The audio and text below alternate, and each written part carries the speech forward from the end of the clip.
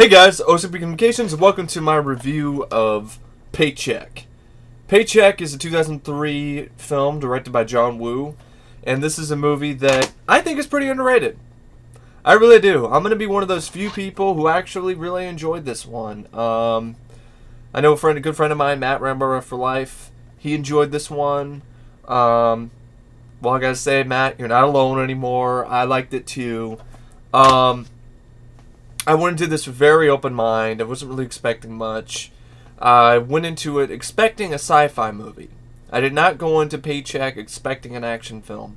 And I think that's one thing that I think a lot of people, when the movie came out, they were disappointed because it was directed by John Woo, and it's not an action movie. There's some action scenes in this, in typical sort of John Woo style, but this is more of a straightforward sci-fi thriller than an action film. And I think that turned off some people.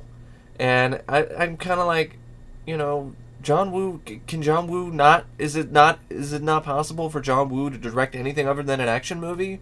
So, you were disappointed, he tried something different, and I guess it didn't work in your mind, and that's fine. And I know there's a lot of people who don't like this movie, and that's fine, that's perfectly understandable. You don't enjoy the movie, that's fine. But I think if you're one of those that didn't like it because it was not an action movie, then I would suggest giving it another look with the understanding that it's not supposed to be an action film. It's a sci-fi thriller.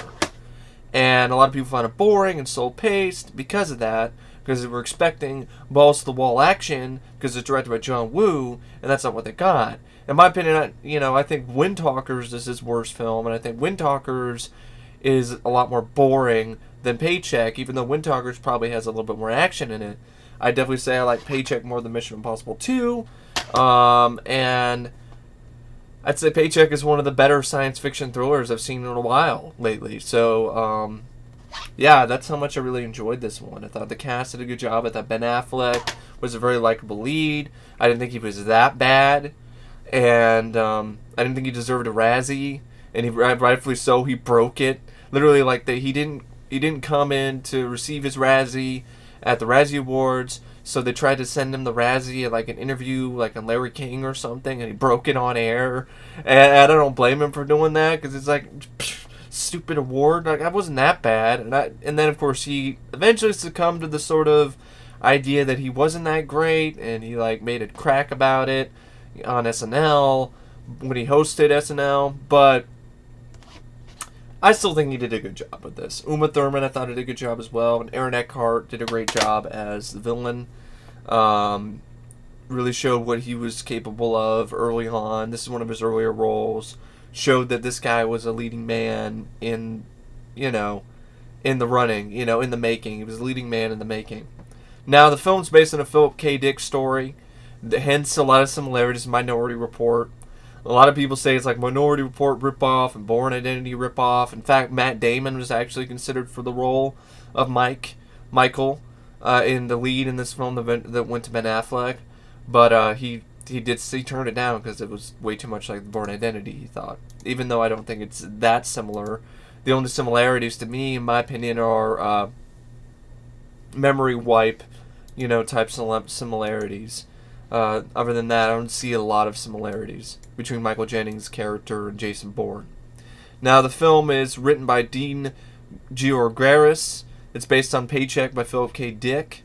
And a lot of people had a problem with it too because they felt that it wasn't it was just more of a straightforward action movie. It was like an action film, explosions, and nothing like Philip K. Dick's novel.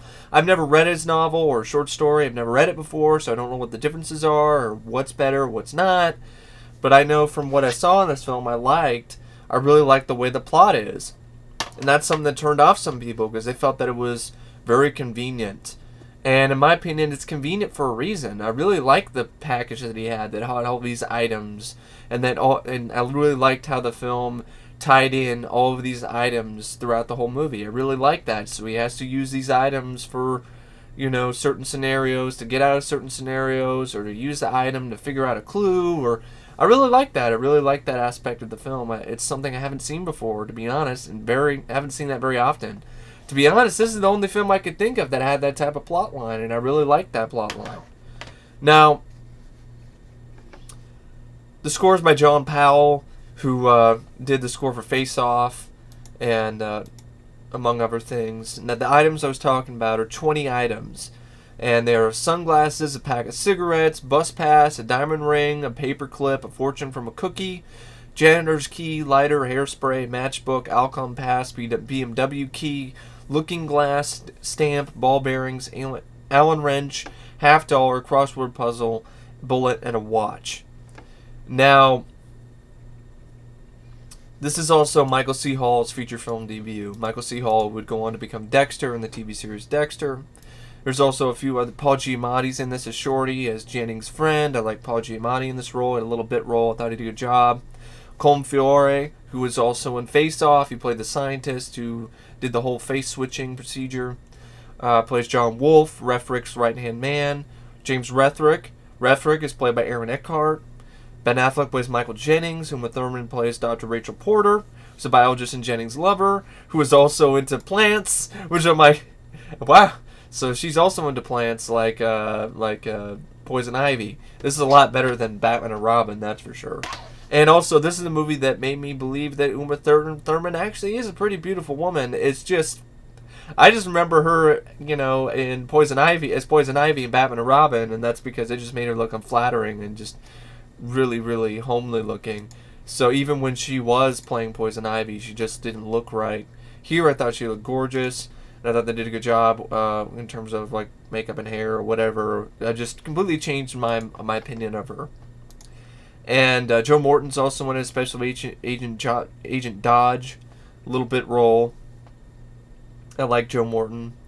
And Michael C. Hall as Special Agent Klein. There's a few other people too, but not really a lot of well-known names. Now, like I said, it's a 2003 film based on Paycheck by Philip K. Dick. In the original story, Paycheck by Philip K. Dick, Jennings sends himself very different items. There were only 7 of them. They were a code key, a ticket stub, a parcel receipt, a length of fine wire, half a poker chip, a broken across, and a green strip of cloth. Excuse me. Bumblebee. Green strip of cloth, a bus token, and that was pretty much the original items that were in the original book. Now, originally, Ben Affleck's character was supposed to be a New York Mets fan or Yankees fan, but Affleck, a Boston Red Sox fan, persuaded director John Woo to change the team to the Red Sox. Also, in the whole sort of scenes dealing with the Mexican standoff type shots, John Woo originally did not want to do his trademark Mexican standoff in this movie, but Ben Affleck begged Woo to include the scene, having been a big fan of Woo's films A Killer and Hard Boiled. In the making of included on the DVD, John Woo says the visual similarities in the lead character, the visual similarities in lead character Roger Thornhill from North by Northwest, as well as similarities in chase scenes, are there on purpose. In the DVD special feature about the film's stunts, stunt coordinator Greg Smers explains that in a chase scene crash between a car and a big rig truck, the truck was actually towing a car. Showing the car by the use of a cable system the special effects department fabricated. One of the chains connecting the two vehicles is noticeable during this crash sequence in the film.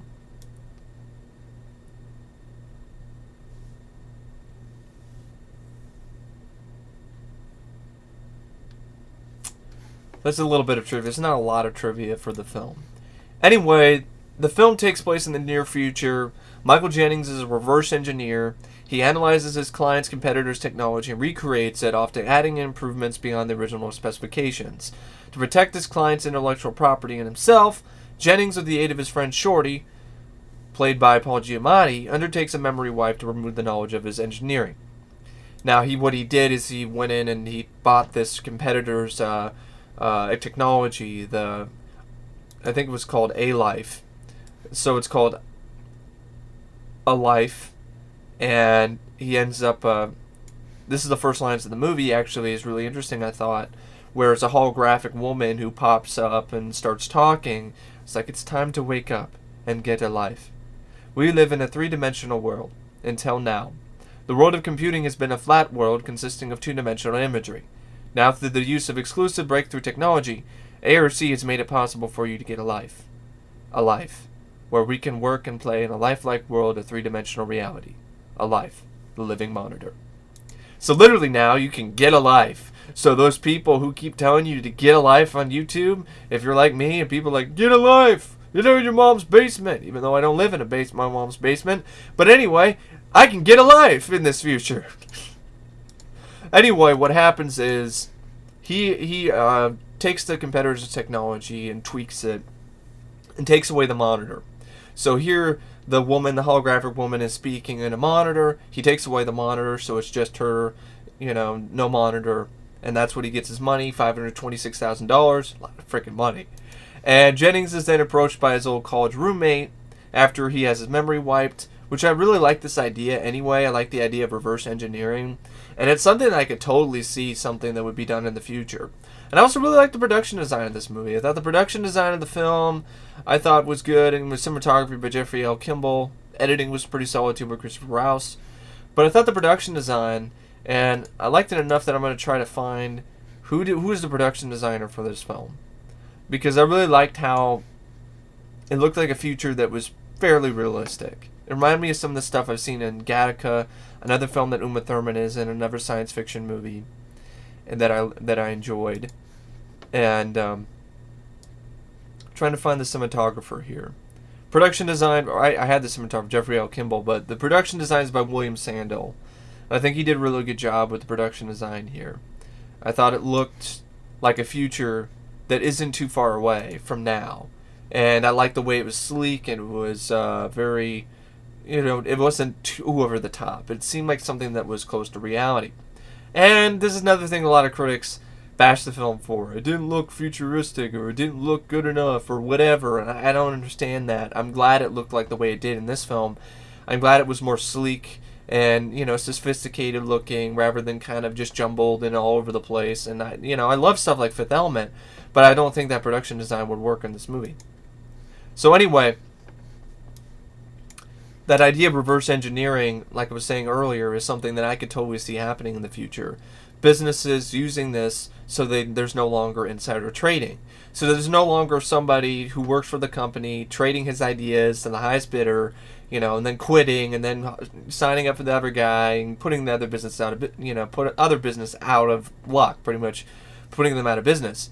That will no longer happen, according to this sort of future where you have memory wipe. You sign up, you work for jobs like this. You sign up, when you sign up to do a job, your memory is automatically wiped. So you're not going to be trading any of these secrets to any other competitor businesses. So it's totally something that I could definitely see happening in the future. Now, there's some fun lines of there's not that many fun lines of dialogue. It's not that type of movie. But I like the chemistry between Ben Affleck and Shorty. So Michael and Shorty, Paul Giamatti and Ben Affleck. You could tell that I thought they did a good job portraying friends. Now, I like this scene here where Shorty asked him, you never once asked me what I see when I erase your memory. Basically, the last 2 months just never happened for you. So what's to know? 20 hours a day in a clean room, ripping off one guy's idea for a computer, selling it to somebody. What do you do the last 2 months? You know what the last thing I remember is? Driving in Spain in the Aston Martin, learning to dive in Belize with, what's her name? The 7 stadiums in 7 days trip. It's great. I mean, my memories are basically highlights. It's good. It's a good life. The stuff you erase, it doesn't matter.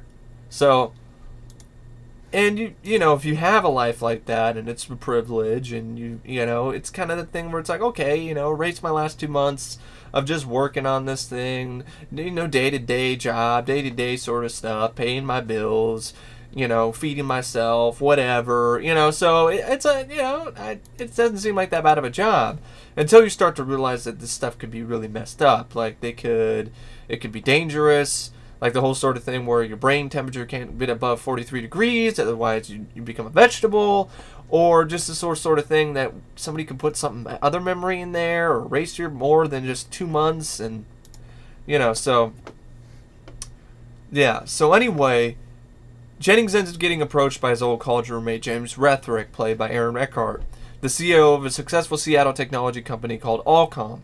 Rethrick proposes a lengthy 3-year reverse engineering job to Jennings, requiring him to live in Allcom's secured campus until its conclusion, but rewarding him handsomely with company stock. Jennings agrees, and after arranging for his long-term absence, he arrives at Allcom, and he turns in his personal possessions, and is given a brief tour of the facility where he meets and flirts with botanist Dr. Rachel Porter, played by Uma Thurman. He is then injected with a long-term memory marker for the post-job memory wipe, which I think Colm Feore administers it and injects it in his arm. 3 years later, and according in this future, I guess it's June 2007, but, we're not even anywhere near to this type of technology yet. At the conclusion of the memory wipe, Jennings is sitting in Rethrick's office being thanked for a successful job. On returning home, Jennings finds that while Allcom stock has become quite valuable, around $92 million, he had signed away his share near the end of his tenure. Furthermore, he finds that his personal possessions have been replaced with an envelope containing a random assortment of everyday items. Which I didn't mind Ben Affleck's performance here, where, what happens is, it's like, I want to get my money. I want to take out some money, and put some for savings and whatever. And she's like, well, he asks for some cash, and he's like, your personal items. Yes? You only needed 4 stamps. Oh, well, I guess I can afford the extra 50 cents. I don't think this is my stuff. It's not? No. I don't know what happened. Well, that's alright. Don't worry about it. It doesn't matter. Let's talk about my shares. What I'd like to do is get some money now. And then they both laugh and like, ha ha ha, and put the rest away for long term and, live off. So, how do we do that? Mr. Jennings, you forfeited your shares. I beg your pardon. What? Here, dated 4 weeks ago. You surrendered the shares and stated to deliver only the envelope with the personals. Don't you remember doing that, sir? I mean, just can you imagine that shit? You sign up for this job, you get 3 years of your life erased for a huge sum of money, and then you go back and you get the money, you're going to go get the money, you're going to live off of it and be set for life, and then you're like, where's my money? What are you talking about? This is all that's left? These personal items? What is this? Like a bunch of cigarettes and like a fortune cookie? Like, what the fuck am I going to do with this? Why would I do that? Why would I forfeit my shares? Why would I do that? Who would do that? And I thought Ben Affleck's performance, so that was actually pretty good. That it was very natural to that scenario. And anyway, so he realizes, goddamn cat, I don't know what's up with it. He needs to shut the hell up. Shut up! Anyway, he ends up, he forfeits his share. He realizes he forfeited his shares. All he has is his personal items. So soon afterwards, it gets even worse because the FBI ends up capturing him. And Agent Dodge, Joe Morton, interrogates him on charges related to the death of physicist William Decker. And Jennings is able to escape custody by finding the items in the envelope that can be used at the right time to evade capture. So kind of cool stuff, like where Joe Morton ends up trying to smoke one of the cigarettes. It sets off a fire. I think it sets off a fire alarm and smokes in the room. And then he grabs these sunglasses, and the sunglasses enable him to be able to see through all the smoke, so he can escape. Now, so he escapes custody, finding the items in the envelope can use the right time to evade capture. And after warning Shorty of his plight, he finds the items point him to a cafe meeting with Porter. Rethrick, who's been watching Jennings' movements, discovers a message to Porter of this meeting and sends a body double to take her place to try to recover the envelope. And that's pretty, this is a pretty quick synopsis. There's other stuff that goes on involved. I like the scene where he goes into a hotel room and he basically looks at these items and tries to think of what they could do or what their purpose is. And I like the shot of how he placed them in a question mark.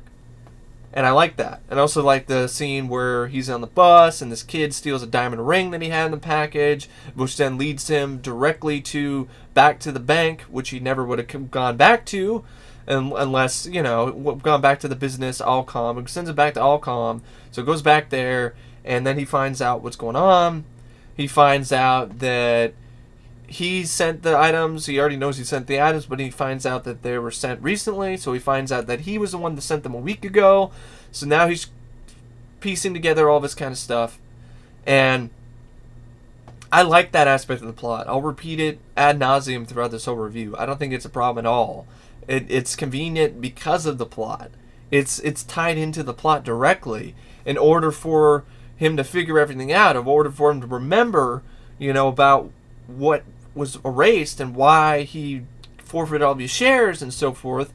It's to use all these items that he has in this envelope, and they're all connected to the plot directly. So they're convenient on purpose. It's not convenient just for the sake of the plot or, whatever.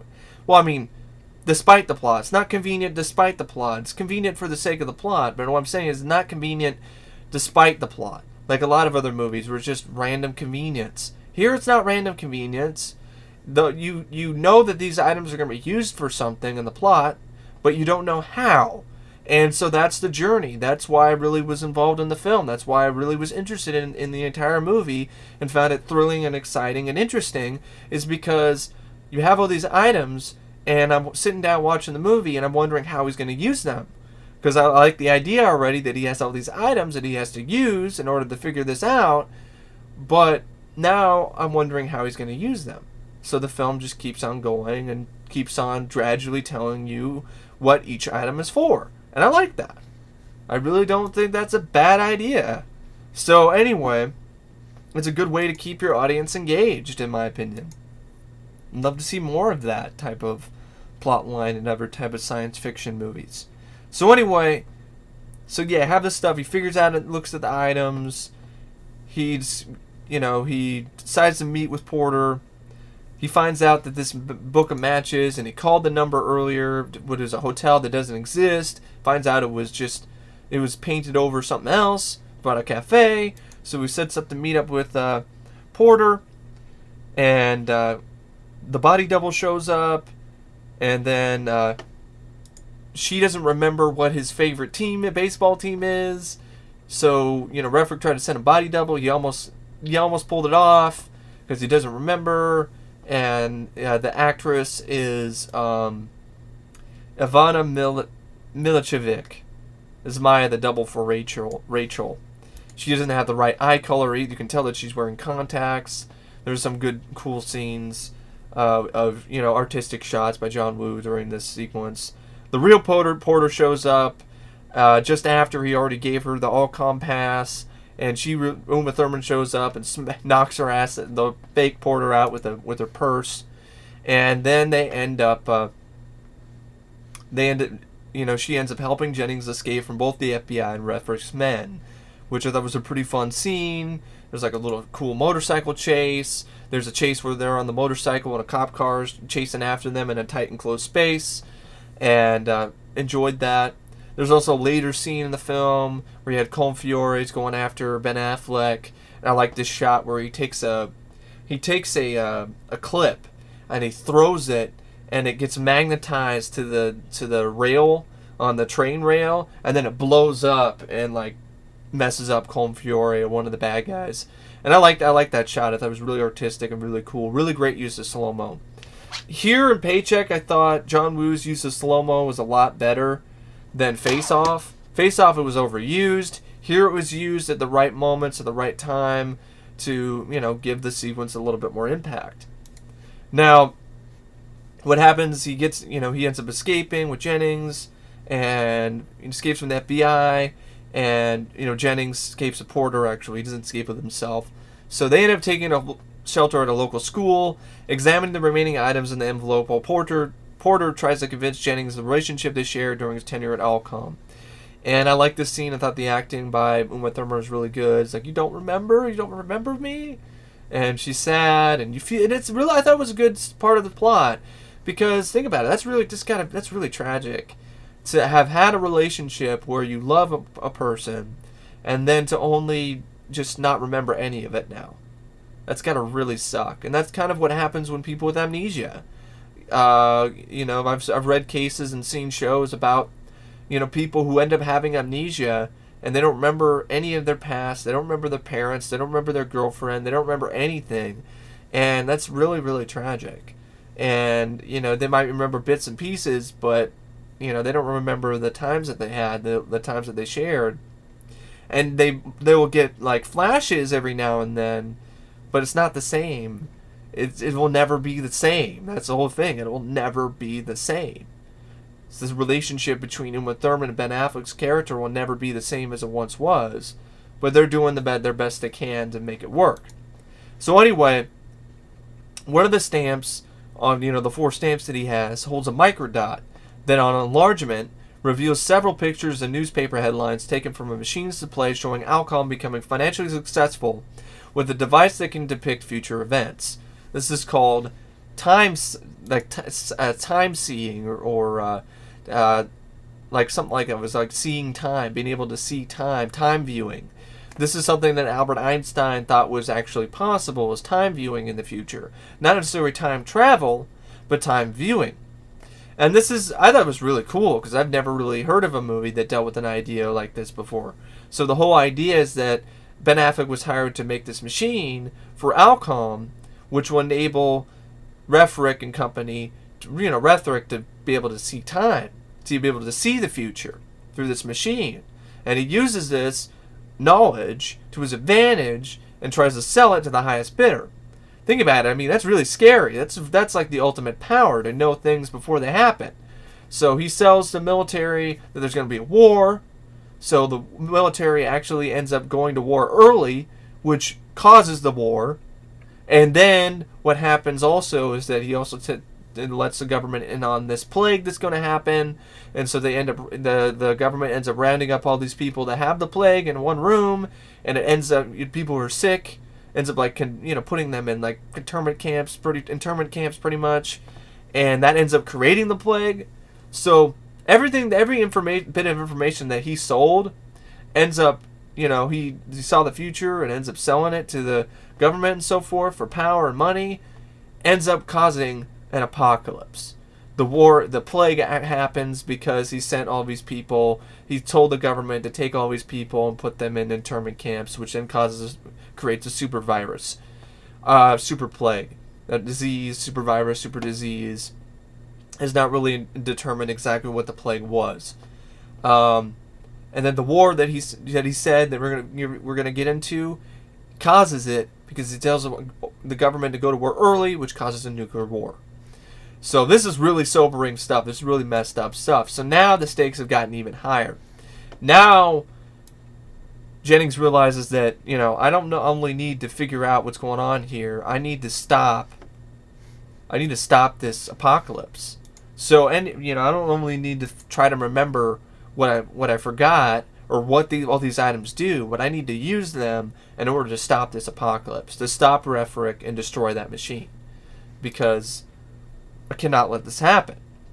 So, and I like the line of dialogue that Michael Jennings has. If you show someone their future, they have no future. Which is true, to be honest. If you already know what your future is, it's not a future anymore. It's a known thing. It's not something that is going to be a surprise, or it's going to be something that's going to be, like it's not going to. You already know what's going to happen, so there is no future for you, because you already know what happens. To be honest, I would think that would suck. I don't think I would want that. I'd rather things be spontaneous than already know what's going to happen. So anyway, what happens is Jennings must realize he must have built this device based on Decker's invention, and realizing the horrors that will come, he prepared the envelope using forecasts from the machine, allow his future self to return to Alcom and destroy the unit. Furthermore, as Refrick shortly discovers, Jennings rigged the device to malfunction, preventing Refrick from anticipating Jennings' actions. Jennings and Porter then return to Alcom and make their way to the machine room undetected, jamming the door behind them with the quarter that he had. He had a quarter in the package, and Jennings then determines the location of the defective circuit and removes it, subsequently rigging the machine to explode in a few minutes. And he wants to use it again one last time to see what's going to happen to him, see what's going to happen to him next. And he's getting these dreams where he ends up getting shot by some guy on a catwalk, and he ends up seeing that vision again. him being shot by an FBI agent in the catwalks above the machine. So now he knows what's going to happen. He wants to see what, it's not just his dream, it's actually the future. I got to try to prevent that, as well as destroy this machine to prevent this alternate timeline, which is full of death, destruction, and disease, and pretty much the end of civilization as we know it. So, and I like the way that he rigs the machine. The machine is powered by these liquid nitrogen cells. So what he does is he takes a bullet and he uses a zip tie and zip ties it to the bullet to one of the machines. So he says every time the machine works, it fires off, one of these six, it fires off one of these cells one at a time. When it gets to this, I think like the fifth or the sixth one, it'll blow up. So anyway, he sets it up, rigs it so it'll explode. Cleverly, a really cool way to rig it. Jennings then uses the machine to see one last time to see a vision of himself being shot. Refrick's men then storm the room, and after a brief firefight, Jennings and Porter escape to the catwalks. Refrick is waiting there, holding them at gunpoint.